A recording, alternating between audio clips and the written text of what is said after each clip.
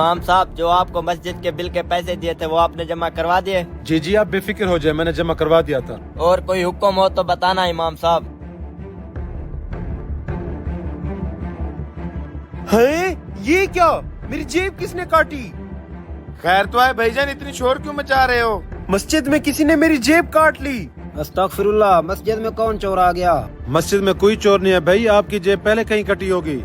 نہیں امام صاحب، باہر کہیں نہیں کٹی۔ نماز کے دوران مجھے محسوس ہو رہا تھا جیسے کوئی میری جیب کاٹ رہا ہو، اس لیے تو میں نے نماز کے بعد چیک کیا۔ اچھا بھائی جان، ویسے آپ کی جیب میں کیا کیا تھا؟ میری جیب میں بٹوا اور کافی سارے پیسے تھے۔ پریشان نہ ہو، اگر آپ کو لگتا ہے آپ کی چوری مسجد میں ہوئی ہے، آپ کو آپ کا سامان مل جائے گا۔ امام صاحب کب ملے گا میرا سامان؟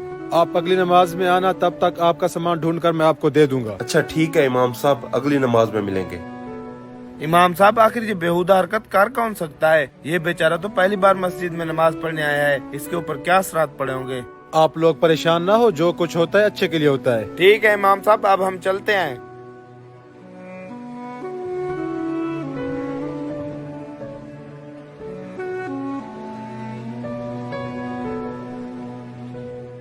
امام صاحب، میں نے اپنے بیٹے کو زبردستی نماز پر بھیجا تھا، کیا بنا؟ آپ پریشان نہ ہو، آپ کا کام ہو گیا۔ چلیں پھر اس خوشی میں آپ کھانا کھائیں، میں چلتا ہوں۔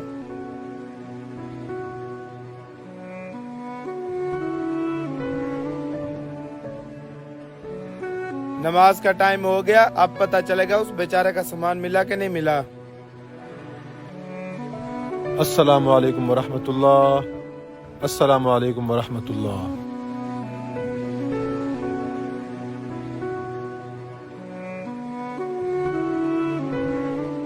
امام صاحب میرے سامان کا کیا بنا؟ نہیں، ابھی تک نہیں ملا، کچھ لوگوں سے میں نے پوچھ لیا ہے، کچھ لوگ باقی ہیں۔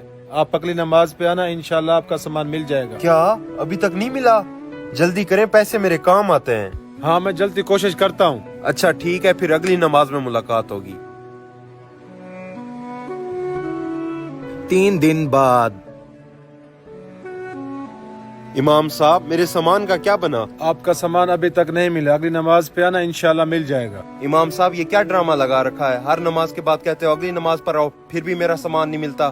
آپ سے اگر میرا کام نہیں ہوتا تو مجھے بتا دیں، میں ایسے نماز پر تو نہ آؤں۔ کیا ہوا بیٹا، کس سامان کی بات کر رہے ہو؟ ابا جان، آپ کے کہنے پر میں زبردستی نماز پر آیا تھا، اسی دن ہی مسجد میں کسی نے میری جیب کاٹ لی۔ امام صاحب نے کہا تھا اگلی نماز پر آنا، آپ کا سامان مل جائے گا۔ تیسرا دن ہے میں ہر نماز پر آ رہا ہوں، میرا سامان مجھے ابھی تک نہیں ملا۔ اچھا، ویسے بیٹا آپ کی جیب میں پیسے کتنے تھے؟ تقریباً 2-3 ہزار ہوں گے۔ واہ بیٹا، 3000 کے لیے تو 3 دن سے مسجد میں آ رہا ہے، کبھی اس رب کے لیے مسجد میں آیا ہے جو تجھے بغیر حساب کے اتنا رزق دے رہا ہے؟ آپ کو سبق سکھانے کے لیے آپ کا سامان میں نے چرایا تھا۔ جو رب آپ کو دن میں 5 مرتبہ بلاتا ہے، کبھی آپ مسجد میں آئے ہو؟ 3000 کے لیے تیسرا دن ہے آپ مسجد میں آ رہے ہو۔